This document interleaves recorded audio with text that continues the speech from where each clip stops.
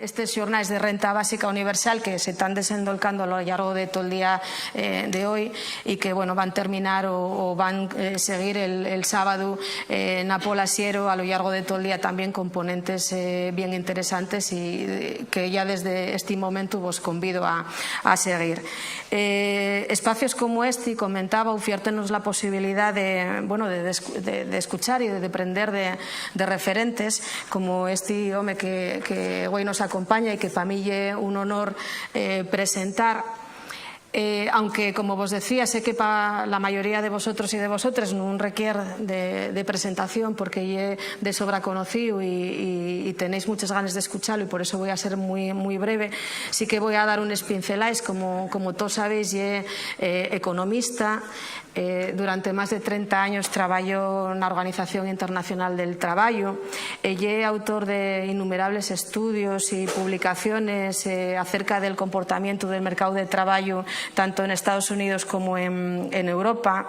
Es autor también de estudios sobre el comportamiento de la economía pues en la Rusia después de la URSS o en Sudáfrica después del apartheid. Y es fundador y copresidente de la Red Planetaria de Renta Básica.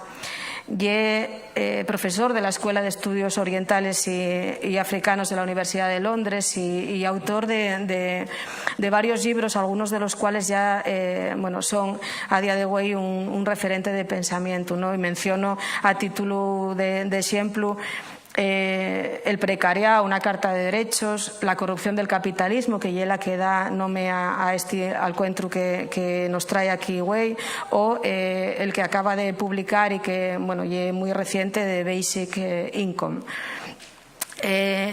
No creo que exagere si digo que Guy Standing es un referente mundial cuando de lo que falamos y de explicar las nuevas realidades sociales y políticas a las que tenemos que enfrentarnos en este siglo XXI.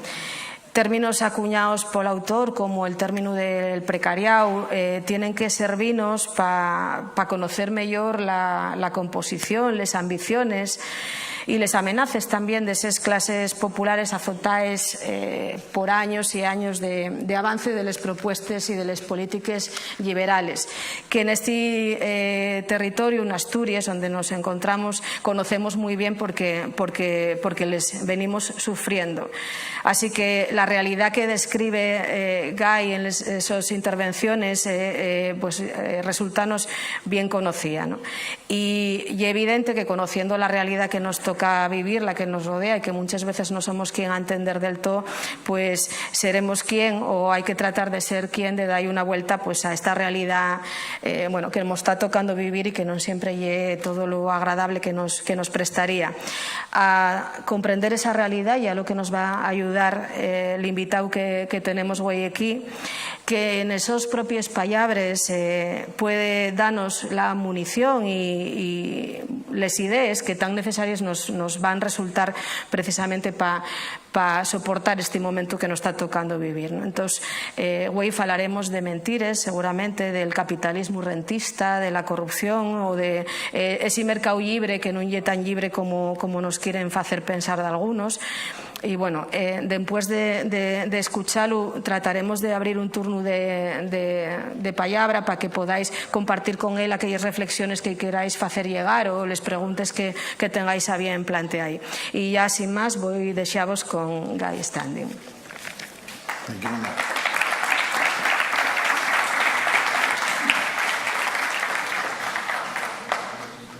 Thank you very much. I apologize for not speaking Spanish.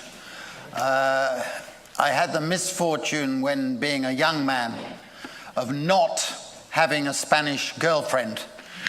Had I had a Spanish girlfriend, I would speak Spanish. Instead, I had an Italian girlfriend, so I speak Italian. But I'm very happy to say that my youngest son has a Spanish girlfriend, and then he speaks good Spanish. I would like to dedicate my talk this evening to an event which happened 800 years ago next month. It's the 800th anniversary of a constitutional document that was drawn up and forced on a boy king in England. He didn't know what he was agreeing to. And he went to St. Paul's Cathedral as a 10-year-old king, and he watched his regent, the man looking after his affairs, put his seal to a document. That document was called the Charter of the Forest. And it was one of the most subversive documents in history. It was about the rights of the common man and common woman, about the people who have no property. And what this Charter of the Forest said was that every free man and free woman had the right to subsistence in the commons, in the free spaces. They had the right to work to produce their own subsistence and the right to the necessities of life. It was the first document in history to make that constitutional commitment. It's a wonderful document because it was also the first environmental charter in history and the first feminist charter, because women in those days were treated as chattels without any rights at all. And yet there, that morning, on November the 6th, 1217, it said every widow had the right to refuse to be remarried against her will, and the right to subsistence in the commons. Fantastic, subversive document. And it also said that the monarchy had to return the land and the water to the common people. Remarkable for that time. And that document stayed on the British statute books for longer than any other piece of legislation, for 754 years. Of course, it was abused by kings, by the aristocracy, and so on. But as a statement of principle, it's beautiful. So I want everybody on November the 6th to lift a glass of whatever you like drinking and toast a very radical, emancipatory document. And I am extraordinarily privileged. I've been invited to talk about it in Durham Cathedral, where one of the only two originals of the Charter still exists. And I think they've made a mistake, but I've been asked to talk about it in the House of Parliament in Westminster on the day after. And I'm going to say that progressive politics today should revive the right to subsistence of every man and woman and child. And on that day, there should be a strategy for reviving our commons, our spaces, our amenities that belong to the people. We take those things for granted, and yet in this era of globalization and privatization, we have been losing our commons. And people in Spain, in Britain, in many other countries, have been losing the right to subsistence. They've been losing the ordinary right to be able to survive in dignity. And we're in the 21st century. We're in the 21st century when we should, in a good society, regard that as the right of everybody. It's a tragedy that we do not have that reality today.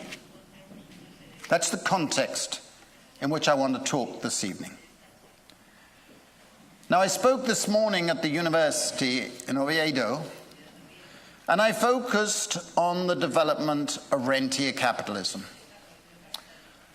Because several people were there this morning, I don't want to repeat everything I said, but it's in the books outside.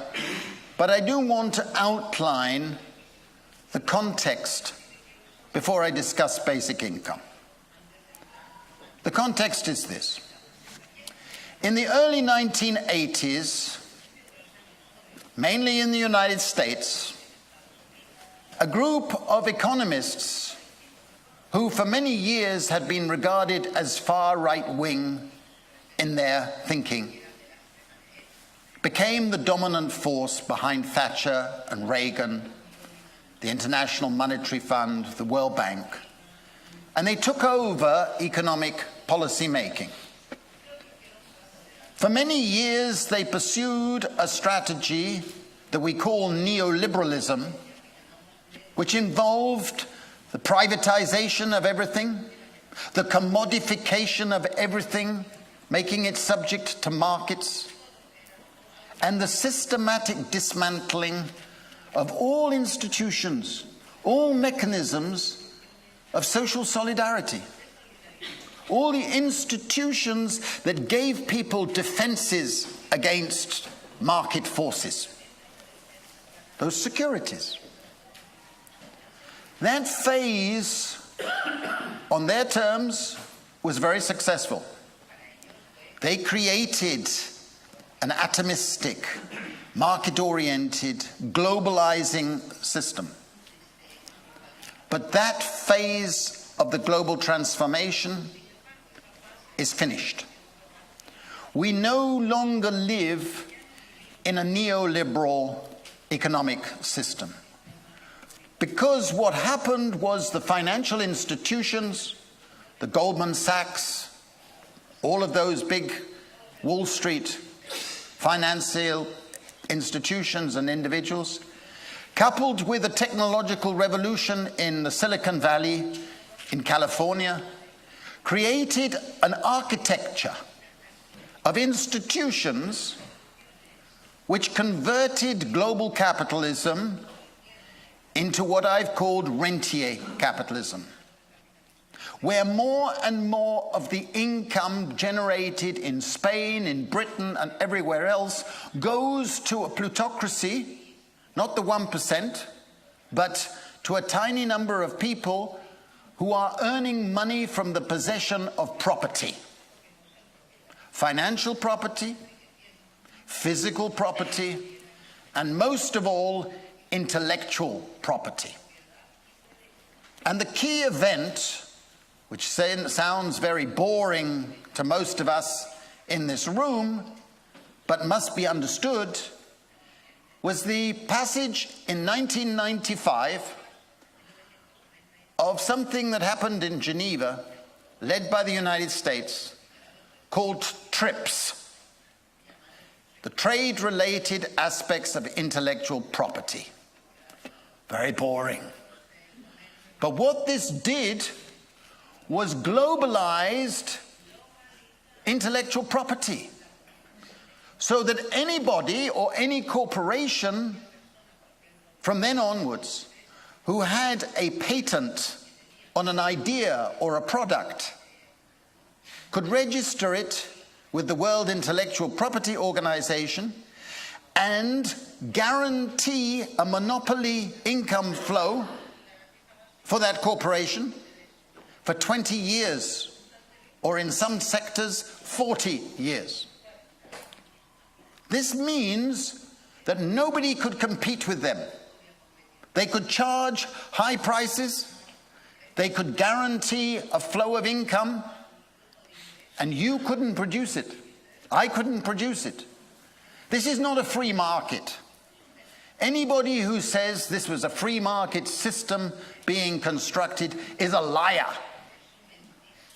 L-I-A-R, a liar. Because what was happening is that millions of patents were being generated, often not for production, but for stopping people producing something. And many of those patents resulted from publicly funded research.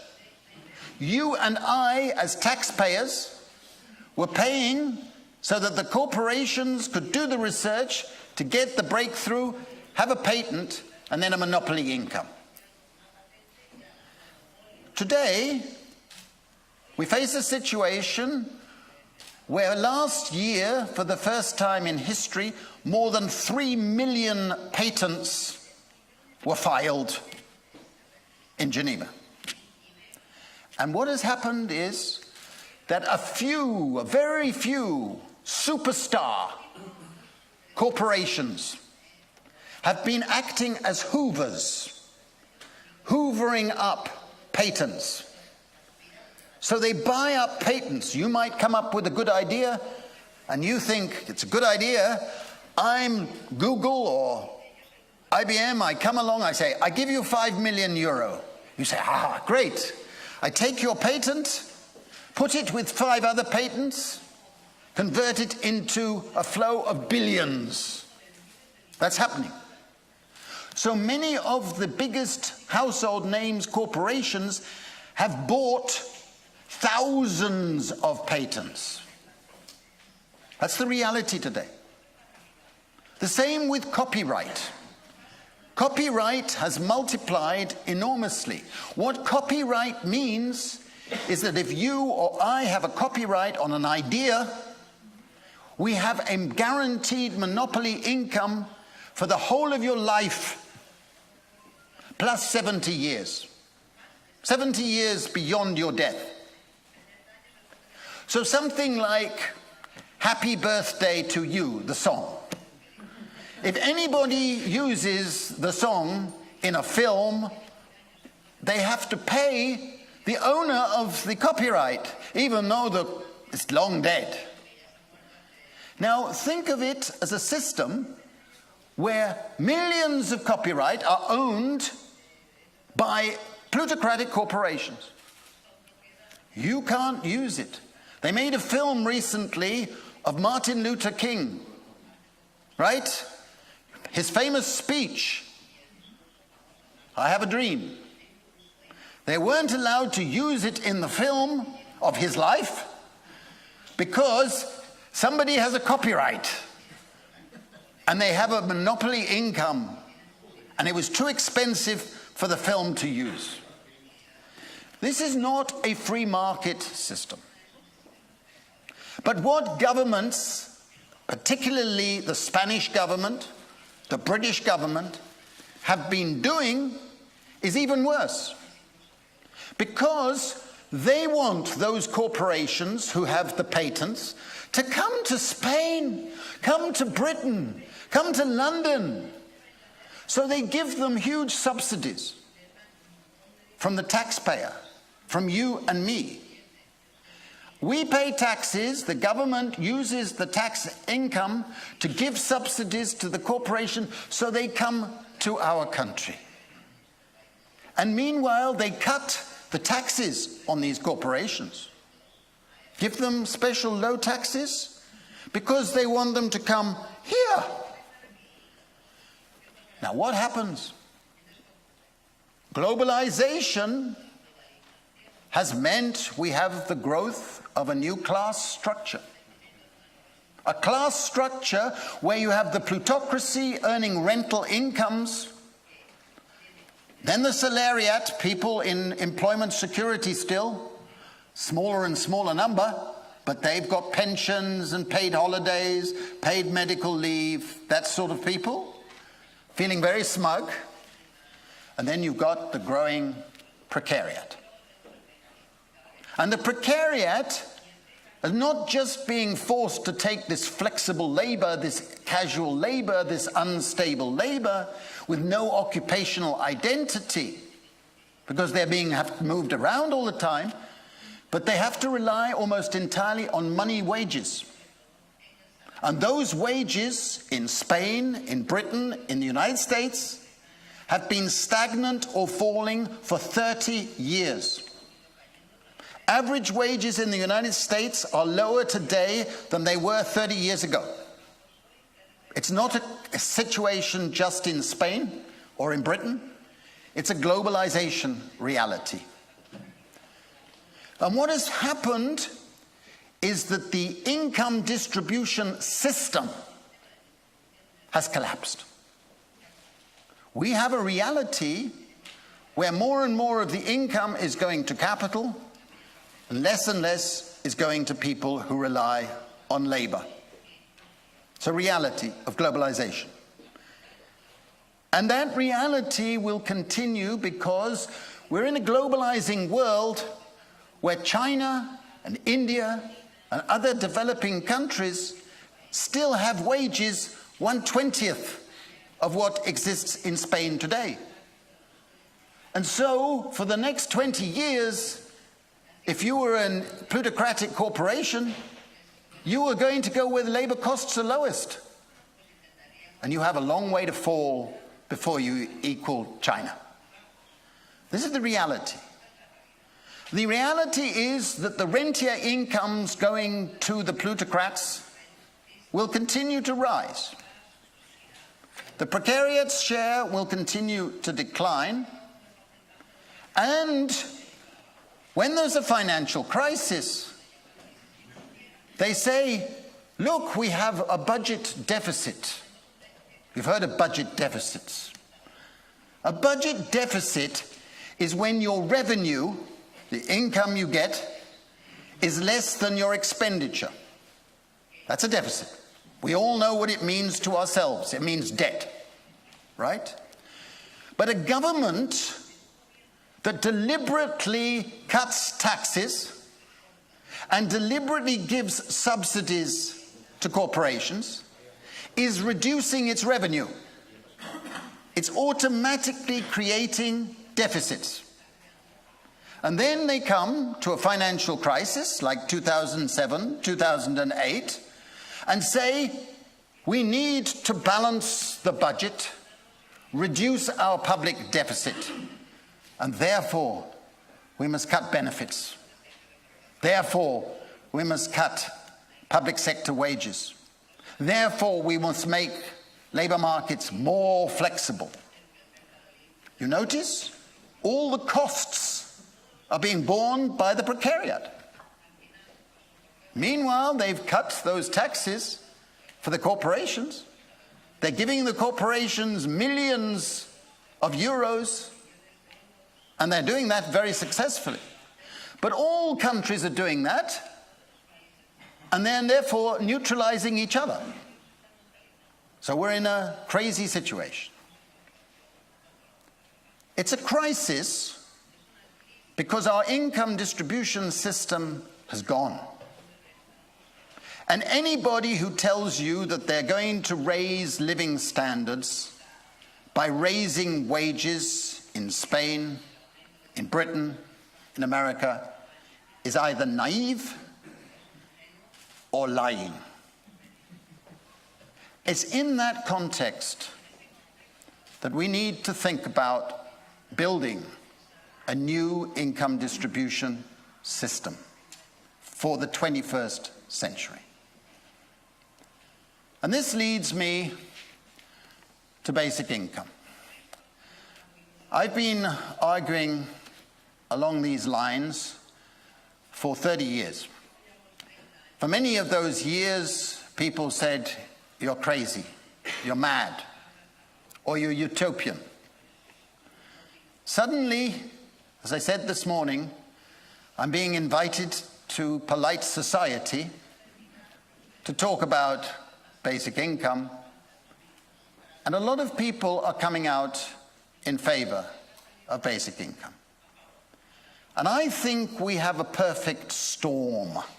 You know the film, Perfect Storm, where a whole lot of factors are coming together, producing such pressure that suddenly people who would not have thought about it or not been positive about it are suddenly saying, yeah, maybe we do need to move in that direction. And I want to give you the reasons. The first reason, the reason that I think we should all support, was something that I learned as a student. As students, those of you who have been students, it's one of the times in your life when you dream of what a good society should look like. In my view, everybody should have this period in their life when they say to themselves, and they sit around maybe with, they've had some good sex, or they've had some good drink, or drugs, or whatever there might be, whatever's your preference, preferably the first. And you sit there and you say, now what would a good society look like? And you have to apply what's called the veil of ignorance. In other words, you don't know where you would be in that good society. A veil of ignorance. And if you ask yourself that question, I think many people would be led to believe that in a good society, I would want everybody to have basic security and the right to subsistence, the right to dignity. These are all public goods. If you have it, it doesn't deprive me of having it. If I have it, it doesn't deprive you of having it. We could all have it without anybody losing. We would all gain. It's a public good. And I think that leads you to saying the first reason why we should support a basic income. It's a matter of social justice. The wealth and income of every one of us in this room, you, me, everybody, is far more to do with the achievements and efforts of our ancestors, going back many generations. And if you allow for private inheritance from your parents, fancy income or wealth or house or whatever, you should allow for social inheritance. In a sense, the wealth is collected. I don't know whose parents, whose grandparents, whose great-grandparents contributed to the wealth that we benefit from. Maybe it's yours. And therefore we should say, in a sense, having a basic income where everybody has a small amount paid as a social dividend on the wealth is a matter of social justice. I think that argument makes sense whenever I'm addressing a precariat meeting, and I've been fortunate to address hundreds in the last 6 years. People understand that. It's something you can understand there and here. It's very important. A further aspect is if you are religious. I am not religious, but if you are religious, you would say, whether you're a Catholic or Protestant or whatever, that God has given unequal talents, unequal endowments among people. And in a sense, out of God's grace, you could say a basic income is a compensatory payment to those who don't have the good endowments. That would appeal, if I were religious, to my sense of social justice. The same with environmental justice. The main polluters in our society are the affluent, the wealthy. They use more of the good water. They use more of the fuels. They use more of the energy. They create the externalities of global warming. The people who pay are down there in the precariat and are losing the air, the greenery, the future species. And therefore we need eco-taxes, carbon taxes, taxes that will force down the polluters. But if you did that without any compensation for the precariat, they would end up paying more out proportionately of their total income. Very easy to show. So in a sense, carbon taxes and eco-taxes, which we need, are only socially just if we have compensatory basic income dividends.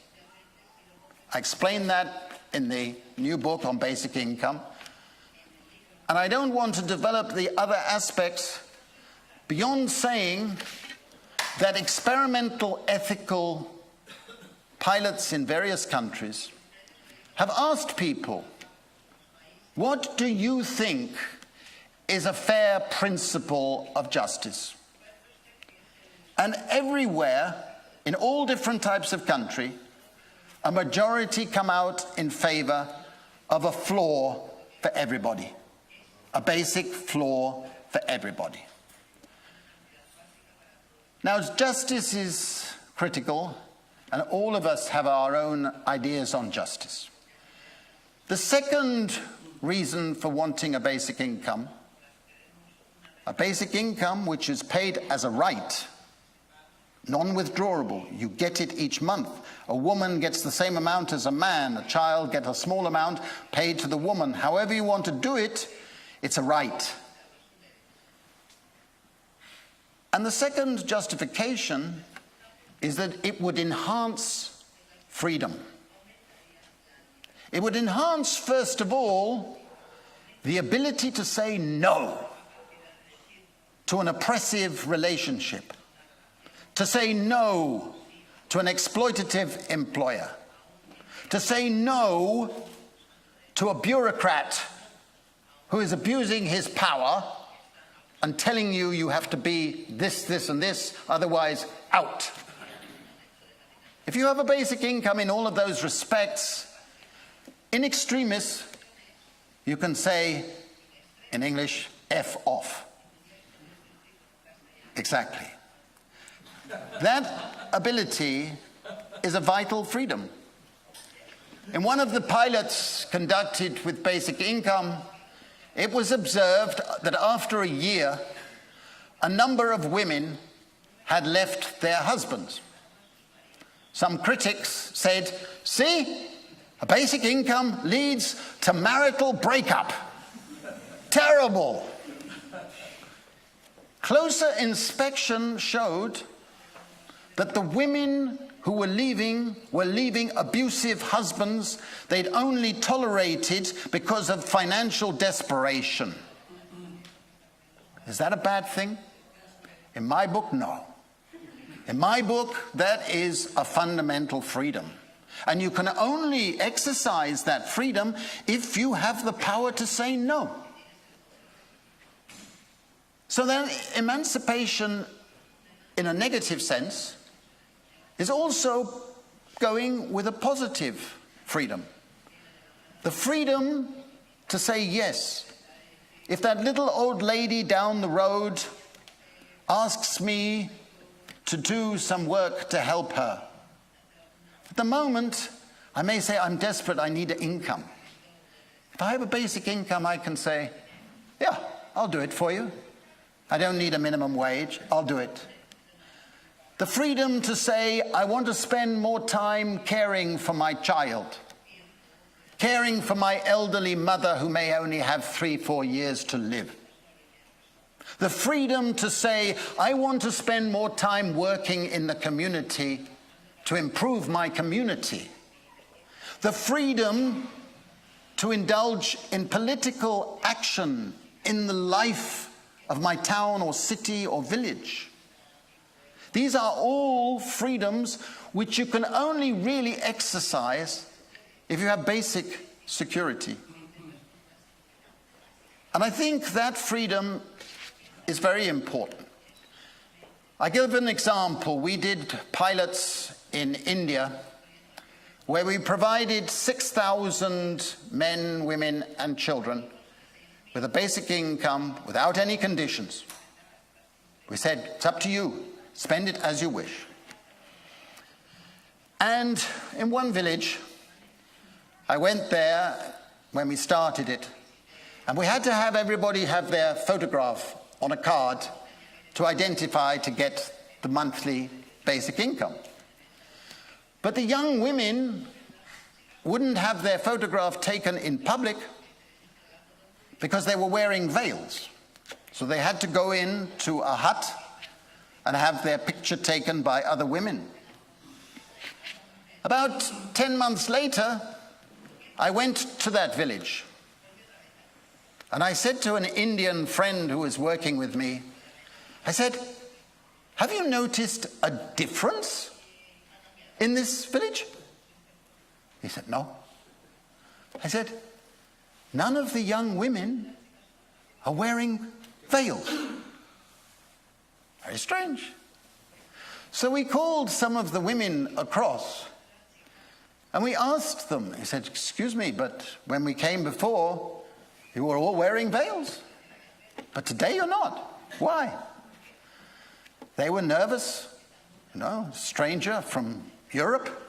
They were very nervous, but then one of them said, you know, before we had to do what the elders told us to do. Now we have our basic income, we can decide ourselves. That's emancipation. And that is a very important part of why we should support a basic income. And I will put it as an economist in the following way. The emancipatory value of a basic income is greater than the money value of a basic income. It gives you the opportunity to make strategic choices. It gives you the opportunity to avoid going to money lenders and paying extreme high rates of interest when you're hit by a shock. It gives you the ability to pool money together to help in a social solidarity way. Whereas most social policies that exist in Spain today, in Britain today, are the opposite. The money value is greater than the emancipatory value. They don't have any emancipatory value. They are telling people what they have to do, eating into their freedom. For me, basic income would advance Republican freedom. The feeling that you're not subject to the unaccountable will of the other person or authority. It's a vital freedom. The third philosophical reason for supporting a basic income is that it would give you basic security. Not total security, but basic security. If you have 400 euros guaranteed a month, for example, it's not going to be adequate enough for you to be in comfort, but you will know in extremis that you've got something to fall back on. And the psychologists have shown, we have several psychologists here just finishing their doctorates, but the psychologists have shown that people who suffer from insecurity have a shortening of the mental bandwidth. Their mental IQ diminishes. Your ability to think strategically diminishes. Your mental calm diminishes. And your probability of having a mental illness increases. We've found with our pilots, and I summarize evidence in here, that basic income leads to significant improvements in mental health. That's vital. And the precariat know about this. The precariat is suffering from chronic insecurity, and that chronic insecurity is leading in dangerous directions. Because the precariat, about which I've written a lot, is still three factions. The first faction in the precariat consists of people who've fallen out of old working class communities and proletarian families, and they are looking at a lost past. They are atavistic. This group wants the past back. They want it again, their imagined past.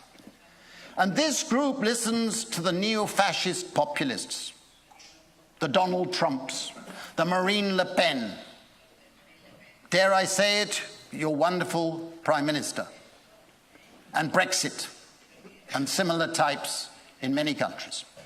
They listen to those people who promise them to restore a past. These are very dangerous because they're supporting a neo-fascist, authoritarian regime that's building up. And this is one of the reasons why chief executives and mainstream economists are suddenly coming out in favor of basic income, because they see this danger growing. We all do. The second part of the precariat consists of the migrants, the Roma, the disabled, the minorities in every society who feel they have no sense of home. No home here, no home there, no home, no present. They've lost a present. The first have lost a past, the second group has lost a present. In our societies today, we are treating this group as the villains causing the insecurity. They're not. They are the victims. They're the ones who get the worst treatment, the ones who are losing rights more than any other. But this group doesn't benefit from our existing system of state benefits. We've seen deliberately, your government deliberately making it harder and harder for this group to get benefits and services, health services, and so on. It's the same in Britain. It's not unique to Spain. But we're seeing it deliberately creating third-class citizens or non-citizens. It's part of the precariat. The third group in the precariat are people who went to university or college, and their parents and their teachers and their communities told them, go to university, you get a future. You get a future. You'll get a PhD and then a career. Wonderful. And millions are coming out of university knowing they have no future. But they're not going to vote for neo-fascist populists. At the moment, they're not sure what they want, but they are looking for a new politics of paradise.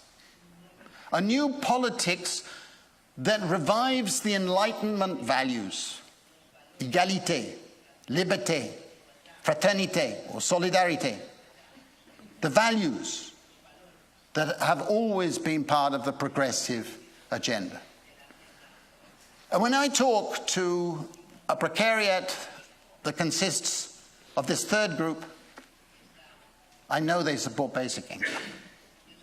They are green. They will support ecological causes. They want to revive the commons, public amenities, public parks, public playgrounds, public spaces where we can refresh and develop ourselves. And they see those things shrinking. They are also opposed to the charity state. The state that is turning millions into supplicants. I hope that's easily translated. The original etymological root of precariat was to obtain by prayer. You have to ask, be obsequious. We need a politics that rolls back the charity state, that rolls back the privatization of our commons, that says, like the Charter of the Forest said, every man, woman, and child has the right to subsistence in dignity. A basic income is not a panacea, but we can afford it. We can afford it by rolling back those subsidies given to the corporations, by restoring the tax cuts that have been given to the rich, and by switching from all the apparatus that penalizes the precariat. We can do it. Don't let them say we cannot afford it. When the crisis hit, they handed out hundreds of billions of euros to the banks, a basic income for bankers. When they had caused the crisis, they found the money to give to the banks. And they tell us we cannot afford to give the citizens basic subsistence. We have old Anglo-Saxon words to describe that argument. I'm sure here you have even better words to describe that argument. But I think what the precariat is going to be doing in the next few years is defining a new progressive politics. A new progressive politics that won't be like the old socialist or social democratic politics of the 20th century, which was progressive for a time, which made many progressive things. But it ceases to be relevant for the 21st century. We want the individuality. We want the ability to develop our capabilities. We want the ability to define our communities and develop in freedom with this equality where we say everybody should have some control over their time.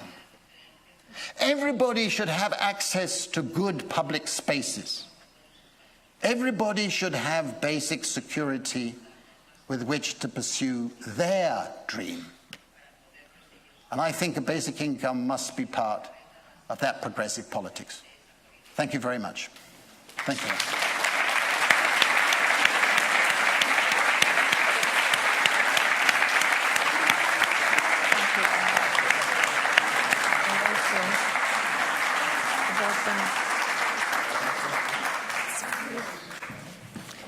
Bueno, ahora, como todavía tenemos un margen de tiempo, el que quiera hacer alguna intervención, hacer alguna pregunta, empezamos. Tenemos el... Perdón, y aquí también.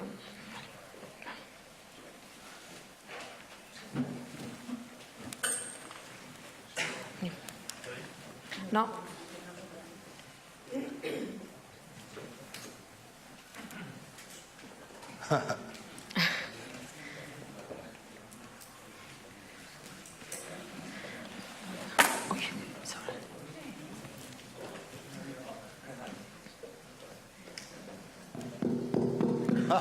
Ya. Ahora sí.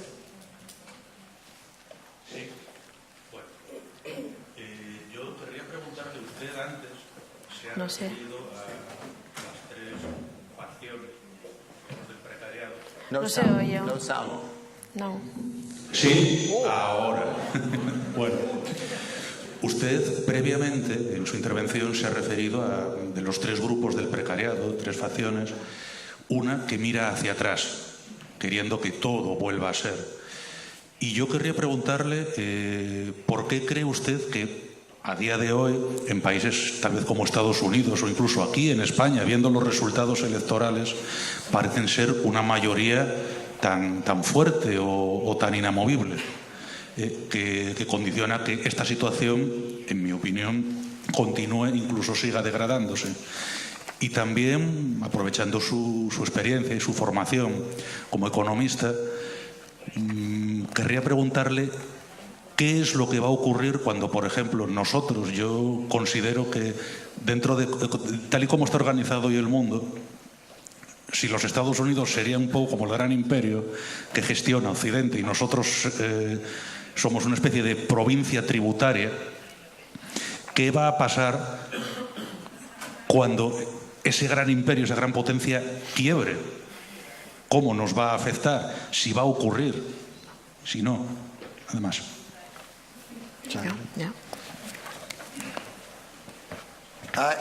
Thank you for that question. I think there are lots of reasons to be pessimistic, and I understand. But I think one should be historical. This has been a remarkably short period of transformation. If you think about the period since the financial crisis of 2008, 9 years ago, you've seen a huge change in political structures all over the world. In Spain, you no longer have a dominant social democratic socialist party. In Sweden, where I was recently, which a few years ago the Swedish Social Democrats had the majority, easy, big majority. Now they have less than 30%. In some countries, the old Social Democrats have been wiped out completely in just a few years. We've had a situation where political change has been remarkably rapid by historical standards. And I put it this way, that in 2011, 2012, with the M5, the Indignado movement, the Stella Cinque Stelle movement Movimento Cinque Stelle in Italy, Syriza, the Green Left movements in some other countries, you've seen a transformation already, very quickly. It's not been successful, but the first thing you need for a transformation is the growing mass class to suddenly feel a sense of identity. And I think those movements in 2011, 2012, the Occupy, I was asked to speak at various meetings in different countries. There was a sense of recognition, a sense that, I was talking earlier, the mirror test. For a long time, people who were in the precariat would look into the mirror and say, I am a failure. I'm useless. I haven't got the qualities to succeed. I'm just a failure. I think in the last few years, the same people are looking in a mirror and saying, hey, I am part of the precariat. I'm not ashamed. A lot of my friends are in the precariat. Millions like me are in the precariat. And it's the structures that are creating the conditions I'm having to struggle to overcome. And then, once you have that sense of identity, almost pride, you start to say, wait, I have a responsibility to participate and change this. And the reason I say that the precariat is a genuinely radical, transformative class is, unlike other classes that merely want to improve the share of income they get, the precariat wants to transform the conditions that define its existence and therefore abolish themselves. That makes them very, very radical. And I'm encouraged when you get a movement like Podemos, which came from nothing very quickly. Remember, you know that. Of course it makes false steps. Any new political movement is going to make wrong moves, wrong people maybe. That's, of course, look back historically, that's always been the case. But today, we are seeing in different countries, very different political movements. And for me now, the precariat, the atavistic part, which tend to be the older part, they are the shrinking relative to the progressive part. That's why I'm optimistic. Because this group, the third group, coming out of colleges and universities, will be the ones defining the future. And that's why I think we should be optimistic. And it's the responsibility of people like you and me to be saying, go for it. Come on, you lead us. Because it will be the young in the precariat who will define the future. And it will be beneficial for all of us. I hope that answers the gist of your question. Okay. Fermo. Aquí un micro. igual no lo necesito, ¿no? A la traducción. Well, thank you very much for the most interesting talk. And we didn't make it to the corruption of the capitalism. But one thing very interesting, this chapter of the forest, I have never heard of it. But now that we truly need a new constitution, and I always hammering anybody who knows me, what we really need after the constitution is some kind of mechanism that could implement these rights, because I lived in England when we have the Convention of the Protection of Human Rights and the Treaty of Rome, and we have the United Nations Treaty of Civil and Political Rights, and the judges will not respect it. The judges only seem to allow the lawyers to be sabotaging the cases, to protract the litigation. I started with a case of divorce that's supposed to be sorted out in 1 year, and I was like 9 years, because a bank got in the middle of it and a lot of nasty things happened. In the middle of this, Lord Taylor, when he was just dying of cancer, before he died, he was saying, now look here to the judges, we had to give these people these rights because now they have the stamina to go to Strasbourg. And we, the judges, are the ones who end with the egg on the faces. So we have all these rights, and these modern democratic countries were signatories to all these treaties, women's rights, children's rights, every right. But at the end of the day, you go in front of a judge, and the judge have the discretion to rule as he pleases. If he dislikes you, or he doesn't like you, or you have behind you, you are opposing a very powerful enemy, they will just not give you evidence, they will not allow you to have witness, they will just mess you around all the time. So what we really need is people like you to get together with other intellectuals, academics, economists, and to go around, see people like me who tell you, we are not just a name, we are cases, we are people who our lives have been demolished because there is not a mechanism that gives us those rights. Because after you go through the courts in England and then you go to the House of Lords, and then by the time you get to Strasbourg, you are dead. If not with the stress and the poverty that causes the litigation.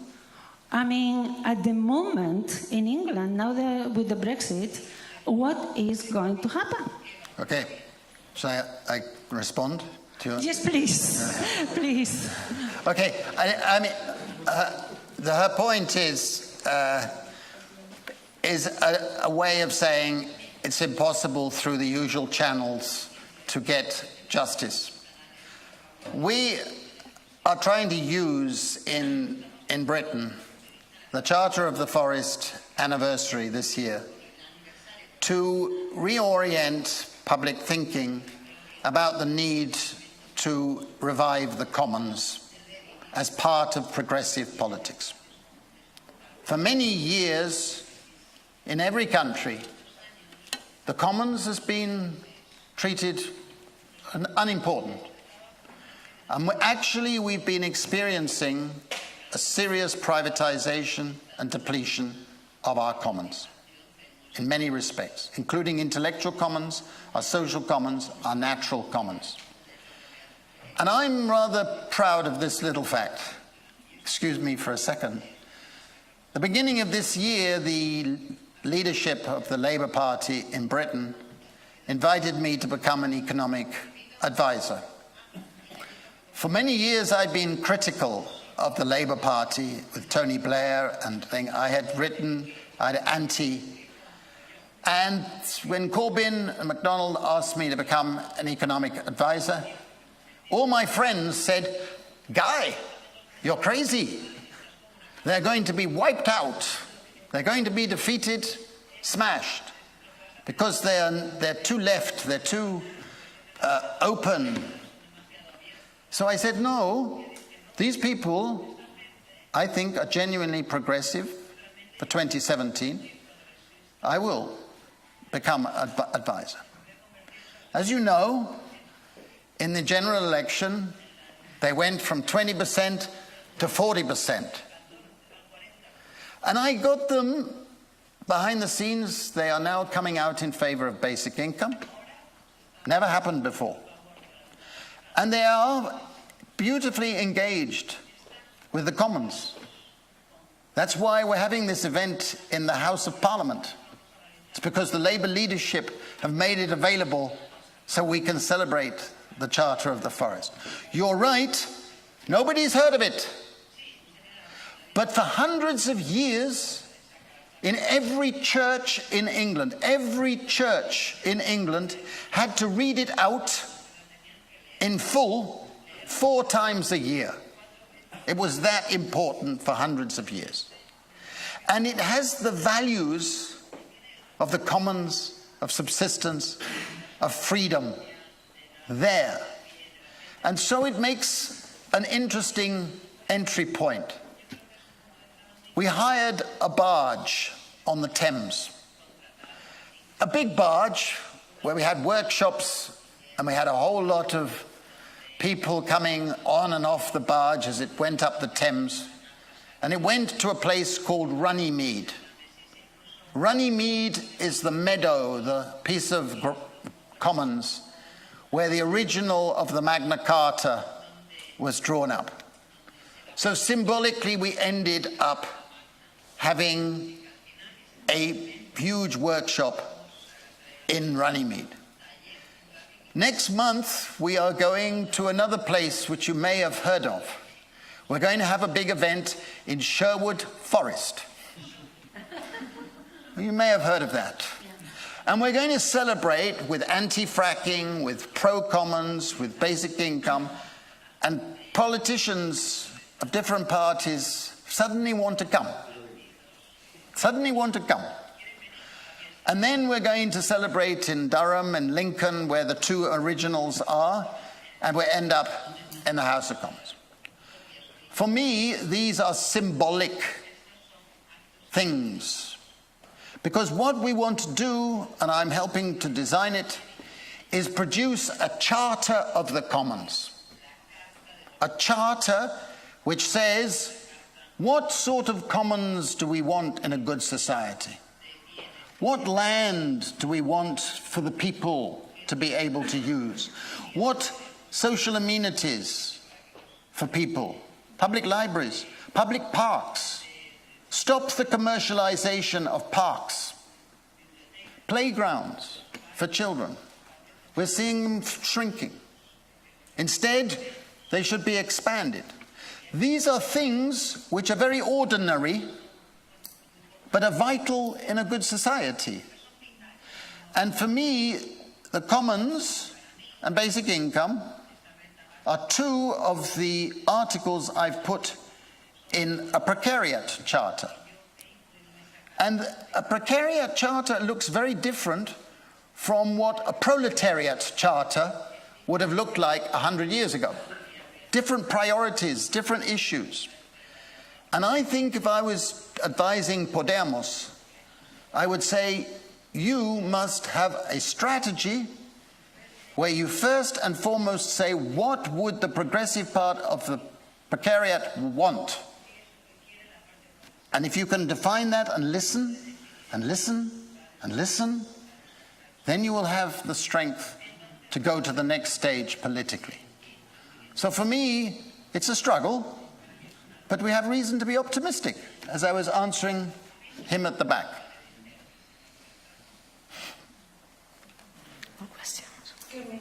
And when you advise Jeremy Corbyn about having, well, he already had his manifesto, but now they're pulling out of Europe, and there is not a Strasbourg for the poor people who the judges misbehave, because even some lawyers, not all of them are bad, one of them used to say, when you take your cases to the court of appeal, in reality the court of appeal does not exist, because you go there with all your evidence and they turn you down because you need permission to appeal, and they deny you the permission to appeal. I understand. I am against Brexit, so, you know, it's a tragedy. Yeah. But we're going to have worse. Unless we have a new alternative politics. Jeremy Corbyn is against Brexit. You know, and he says if there was another referendum, he would still vote for Remain. Whereas Theresa May, she wouldn't answer. I mean, we are dealing with realities as they are today. Brexit is mad. Okay? It's crazy, but we've got it. But if you come out, you need all those poor people who the courts fail. Because even very famous QCs used to tell us the judges at the higher courts, instead of there to be sorting out the problems that had created the lower courts, they seem that they are there to cover up the mistakes, or if you want to call it mistakes, of the lower courts. But let me just answer one point and then we go to other issues. We have to realize that civil rights, which is what you're talking about, have been lost for the precariat in most countries, even though they've stayed in the European Union. The precariat does not get due process when bureaucrats decide to take their benefits away. They can't do anything about it. That's a reality. They can't get access to good services if you're a migrant in many places. So we are facing reality. Brexit will make it worse, but it's been happening anyhow, the loss of civil rights for the precariat. Sí, voy a preguntar en español porque hablo un poquito mejor que en inglés. Sí, sí.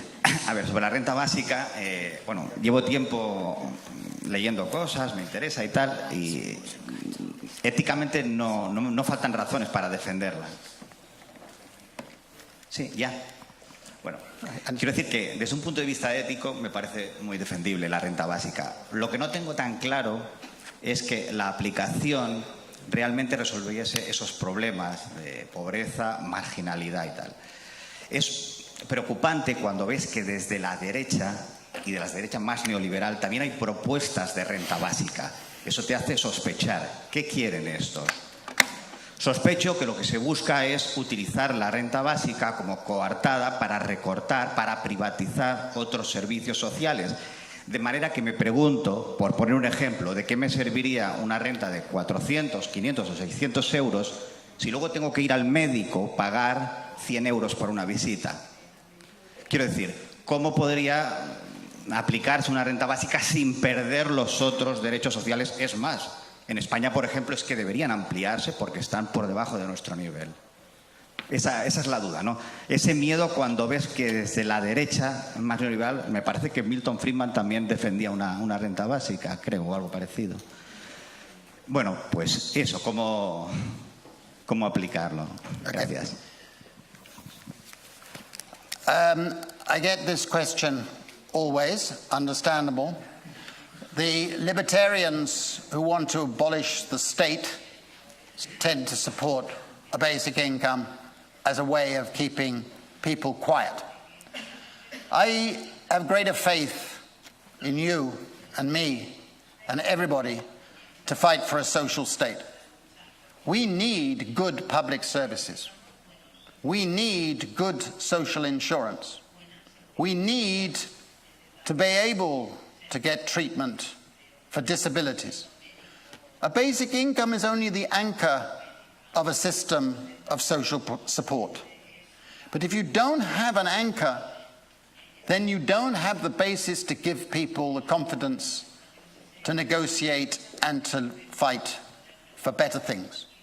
We will never have the libertarian nightmare because they're stupid. They know if they were to destroy a health service, we're all going to riot. They know that. If you have a basic income and you have disability, then there would be supplements for the extra costs that you have to face. If you are somebody with a disability, you have a lower probability of getting an earned income. So you would be having a supplement on top of the basic income. It's argued in the book, but you need a basic income to enable people to have a sense of power to negotiate in society, not only with oppressive husbands or employers, but with the state. And I think that you cannot say just because the right wing have suddenly come out in favor of something which is implicitly a left agenda, that means we should be suspicious of it. If they think they believe in free, fresh air, and I believe in free, fresh air, I shouldn't stop wanting free, fresh air because a far-right person also wants free, fresh air. I mean, we should be thinking of our own strategy and fighting for what we need. But unless you're going to be offering the precariat security and freedom, they won't bother to vote. That's the reality. So I think we have to think strategically, but I'm not really worried about those libertarians. That they are crazy, and their craziness eventually comes out and they make fools of themselves. If you think about educated people, they're not going to be fooled by that for very long. Have more faith in ourselves.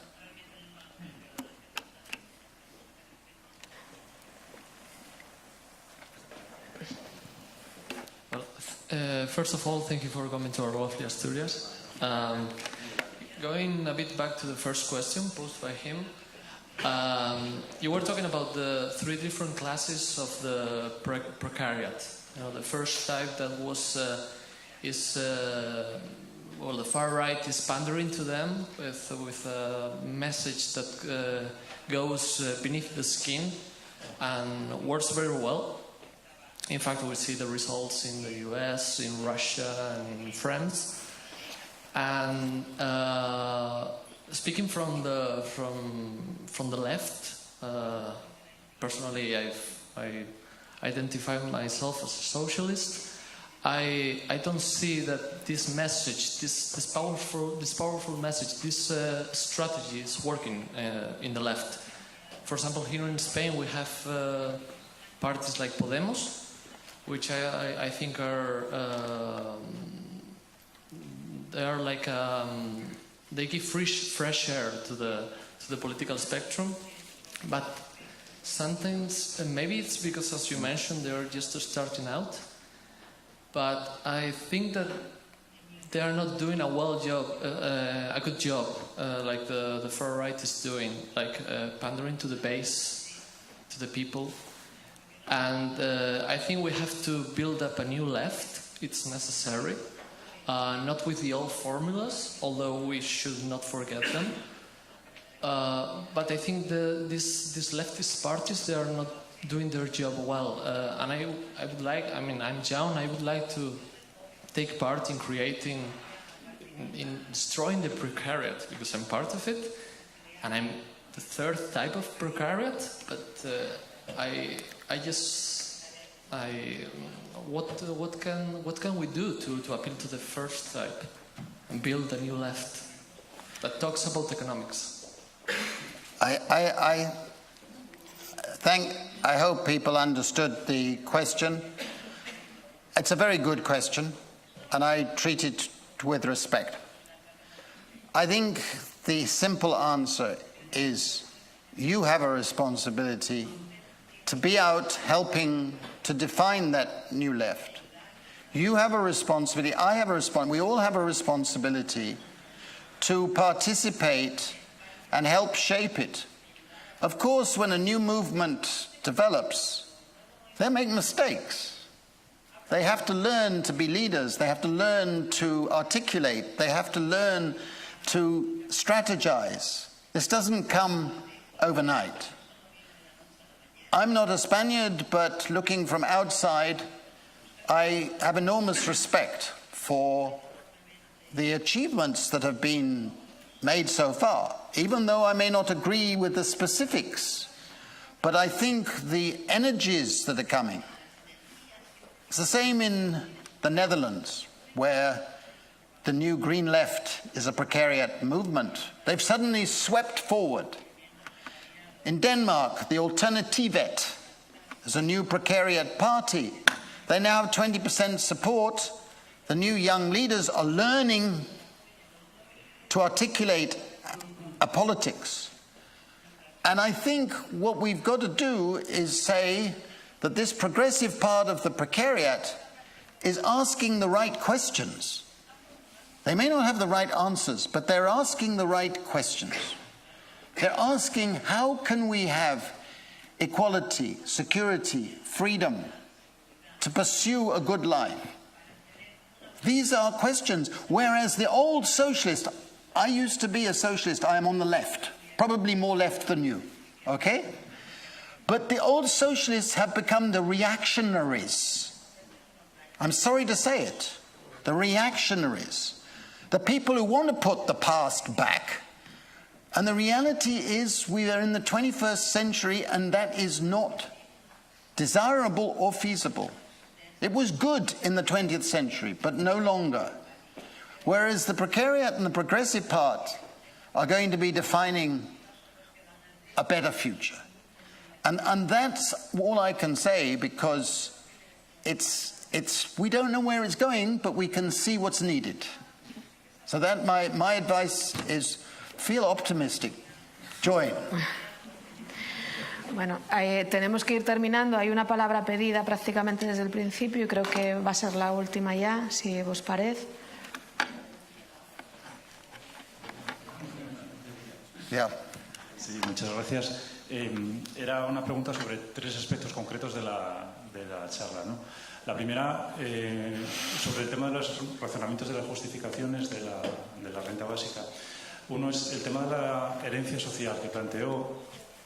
Yo no sé si eso puede tener un cierto problema en cuanto a alimentar algún tipo de xenofobia, porque si se habla de una herencia social de un territorio, eso puede excluir a los llegados o a los que emigremos.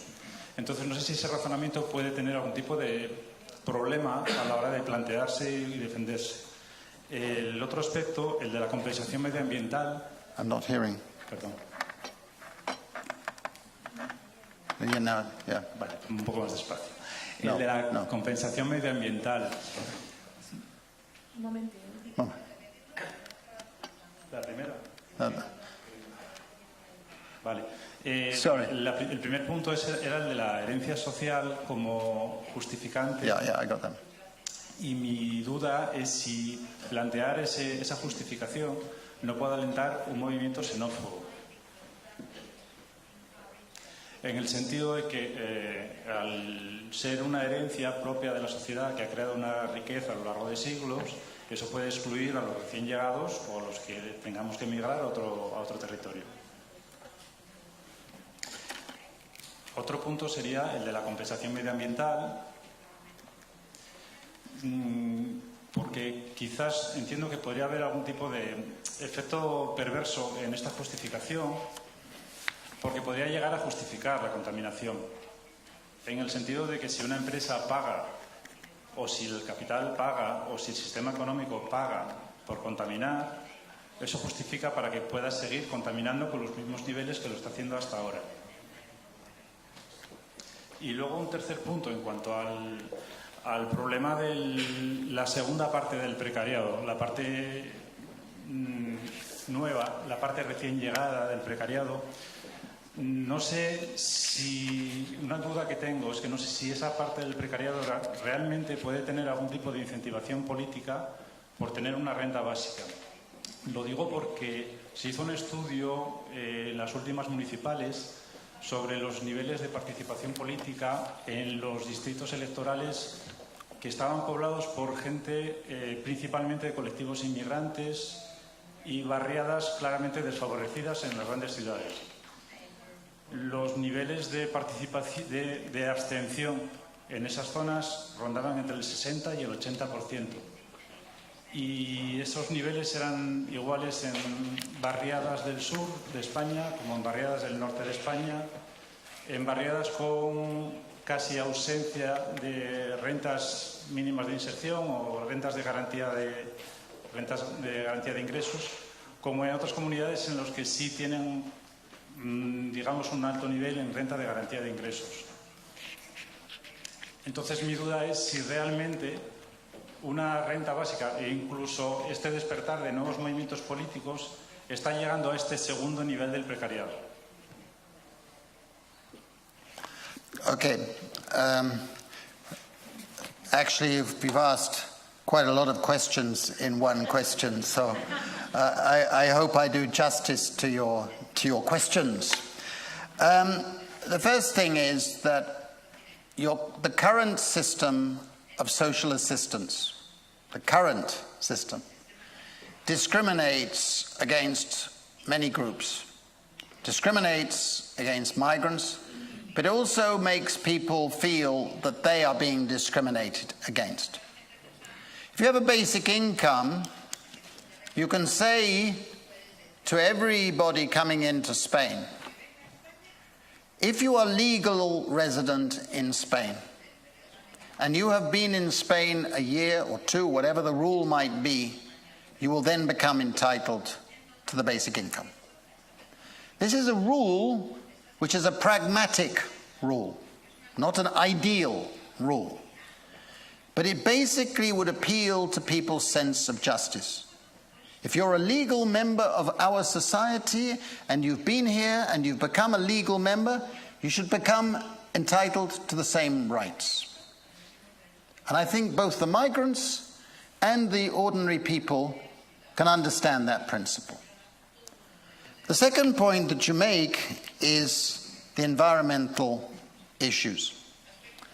I don't understand quite what you meant, maybe I misunderstood, but if you are a corporation and you are polluting, you would pay more in carbon tax. You would pay much more in tax. So that having a carbon tax would be a disincentive for you to pollute the atmosphere, which is precisely what we would want, right?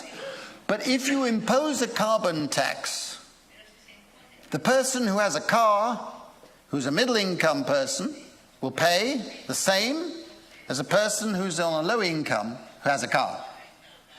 And the idea of a carbon tax is that you have a dividend to compensate the lower income person, because otherwise they would pay more of their total income. That's the point. So a carbon tax and dividend is more fair than just a carbon tax. But we need carbon taxes. And now, the third point, if I understood you correctly, is that the level of abstention in politics among communities with high numbers of migrants is very, very high. It's the same in Britain, it's the same in the United States, it's the same everywhere, as far as I know. And the point is, we are creating in our society millions of people who do not feel like citizens. Why should they vote if they're not treated as citizens? The point is that our policies must make the differences between groups much less. You should be treating the migrants with dignity and fair treatment. And in return, they would become meaningful citizens. And I think that I've got the charter that I've written, the second book. I have policies for fair treatment of migrants. You deal with your migrant. If you want to restrict migration, that's up to government policy. But if you let people into your country, they should be treated equally as citizens. And we have to understand that principle as a basic principle of being a socialist or a progressive person. Everybody should be treated with equal dignity and respect. And if that's the case, then you will find that the migrants will be voting. And you want them to be voting because more likely than not, they will be voting for a progressive politics. I'm a migrant myself, so I know how a migrant feels.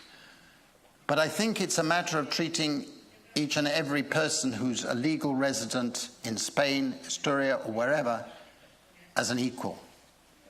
And that is essential policy, even if it's unpopular with some groups. It's basic. Well, thank you very much for listening. I have some copies of the books if you're still interested, and I hope you have a great dinner. Thank you very much for coming.